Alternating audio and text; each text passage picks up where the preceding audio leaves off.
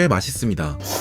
만드는 것도 엄청 간편한데요. 맛있는 음식을 먹을 때는 관련된 역사를 알고 먹으면 2.5배로 더 즐길 수 있다고 합니다. 메밀에는 사실 재밌는 역사가 숨겨져 있습니다. 우리나라에서 가장 오래된 한글 요리책 음식디미방을 펼쳐보면 그 비밀을 알 수 있죠. 이 책의 첫 번째 요리법은 바로 면, 즉 국수입니다. 건메밀을 씻어 말린 뒤 물에 불려 찌어 만드는 방법이 상세히 적혀 있죠. 여기서 눈여겨보아야 할 것이 바로 국수를 밀가루가 아닌 메밀로 만든다는 점입니다. 원래 냉면도 메밀국수로 만들었습니다. 동국세 시기에는 메밀국수를 무절임이나 배추절임에 말고 돼지고기를 넣은 것이라 냉면을 묘사할 정도였죠. 한편 막국수는 일반적인 메밀국수보다 좀 더 거친 식감이고 때깔도 거뭇거뭇한 것이 특징입니다. 그렇다고 국수의 색깔에 따라 메밀의 함유량이 다른 것은 아닙니다. 원래 메밀 속살의 색깔은 옅은 아이보리색에 가깝습니다. 특유의 어두운 색은 껍질을 얼마나 함께 갈았느냐에 따라 차이가 나는 것 뿐이죠. 사실 메밀은 조선시대의 대표적인 구황작물이었습니다. 생육기간이 2에서 3개월로 짧고 척박한 땅에서도 잘 자랐기 때문이죠. 조선왕조실록에 따르면 정조 22년 6월 경기도 화성부 일대에 오랫동안 이어지던 가뭄 끝에 단비가 내리자 조정에서는 어떤 곡식을 심게 할지 논의가 이루어졌는데 이때 정조가 선택한 것도 바로 메밀이었다고 합니다. 메밀은 다른 곡식보다 늦게 심어도 훨씬 빨리 수확할 수 있었기 때문에 백성들을 굶기지 않을 수 있는 일종의 비상식량 같은 작물이었던 것이죠. 이처럼 광복 이후 미국의 식량 원조로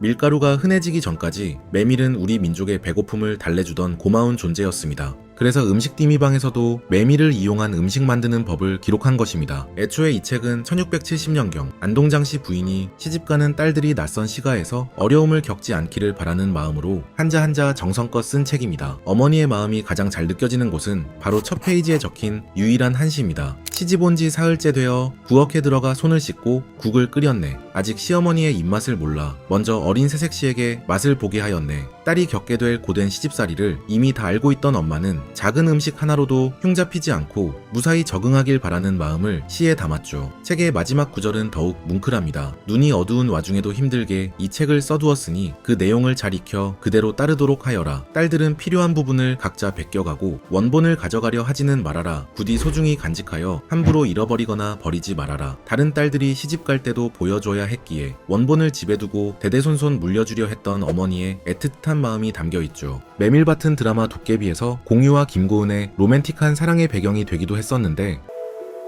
죽음이 우릴 갈라놓을 때까지 너의 모든 말에 나도. 사실 메밀밭이 낭만의 상징이 된 건 1936년 이효석 작가의 소설 메밀꽃 필 무렵 덕분이었습니다. 산허리는 온통 메밀밭이어서 이제 막 피기 시작한 꽃이 소금을 뿌린 듯이 흐뭇한 달빛에 숨이 막힐 지경이다. 소설의 내용은 이렇습니다. 엄청나게 못생긴 장사꾼 허생원은 여름날 장사가 안 되자 단골 술집인 충주집을 찾아갑니다. 그런데 젊은 장사꾼 동희가 충주집과 오붓하게 대화를 나누는 걸 보고 허생원은 질투가 폭발해 소리치죠. 동희 너 이 녀석 머리에 피도 안 마른 게 대낮부터 술이냐. 하지만 요즘에 MZ세대 못지않게 기가 센 동희는 눈 하나 깜짝하지 않고 허생원을 빤히 쳐다보기만 합니다. 당황한 허생원은 분을 참지 못하고 동희의 뺨을 때리며 니 따위에게도 아빠가 있긴 하겠지. 가정사를 건드렸습니다. 그런데 싸우고 나서 동희와 길을 걷다 보니 묘한 예감이 들었습니다. 동희가 옛날 달밤의 메밀꽃밭에서 자신과 딱 한 번 정을 나누었던 여인의 아들일지도 모른다는 생각이 들었죠. 그 생각이 들자마자 허생원은 얄밉던 동희가 왠지 귀여워 보이기 시작합니다. 결정적으로 나란히 걷는 두 사람 모두 채찍을 왼손에 들며 소설은 왼손잡이인 두 사람이 부자관계임을 암시하며 끝이 나죠.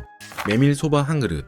흔히 메밀소바라고 하면 일본 음식이라 생각하기 쉽지만 사실 그 기원이 한국이라는 설도 있습니다. 원래 일본에서는 메밀을 죽이나 떡으로만 만들어 먹었는데 조선의 승려 원진이 일본으로 건너가 메밀가루와 밀가루를 섞어 반죽해 국수를 만드는 법을 알려준 게 오늘날 소바의 원조가 되었다는 설이 있죠. 그 후 일제강점기를 거치며 일본식 소바가 다시 한국으로 유입되었습니다. 일본에서는 따뜻한 국물에 면을 담가 먹는 온소바도 인기가 많지만 한국은 원래 냉면, 콩국수처럼 차가운 면 문화가 강했기 때문에 쯔유에 면을 찍어 먹는 형태가 빠르게 대중화되었죠. 그 과정에서 한국만의 독특한 소바가 탄생하기도 했는데 대표적인 것이 경남 의령의 의령소바입니다. 의령소바는 멸치 육수에 소고기 장조림 국물을 섞어 깊은 감칠맛을 내고 고명으로 장조림을 올리는 것이 특징이죠. 한국인들이 여름에 차가운 메밀국수를 즐기는 건 메밀의 성질 때문이기도 합니다. 본초 강목에 따르면 메밀은 기가 성하고 몸에 습열이 있을 때 좋다고 합니다. 평소 더위를 쉽게 타고 땀을 많이 흘리는 사람들이 메밀을 먹으면 몸에 온기를 내릴 수 있다는 것이죠. 보통 메밀 국수를 먹을 때는 물을 꼭 곁들여 먹는데 그 이유는 무가 메밀의 소화를 돕기 때문이라고 합니다. 1995년 대중적인 인기에 힘입어 농심은 인스턴트 모밀국수를 출시했습니다. 참고로 예전에는 모밀과 메밀이 섞여 쓰였는데 이효석 작가의 소설 제목도 원래는 모밀꽃 필 무렵이었죠.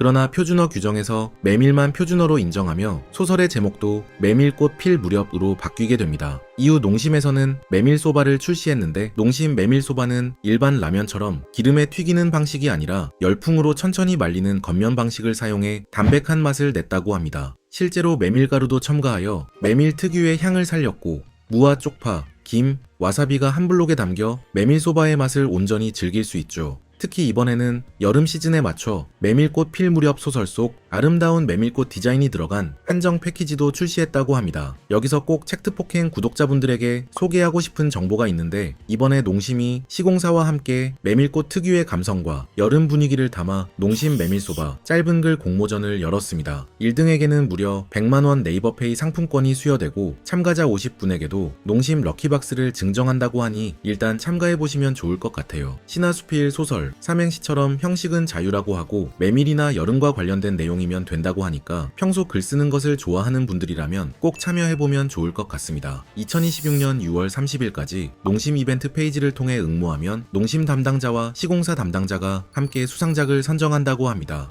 저도 한번 해보겠습니다. 메리미 밀당하지 말고 소바 먹고 싶다고? 와 바로 여기 있지. 농심 메밀소바. 구독자 여러분들은 저보다 좋은 글로 꼭 수상하시기 바랍니다. I know that I'm well away from being a perfect guy.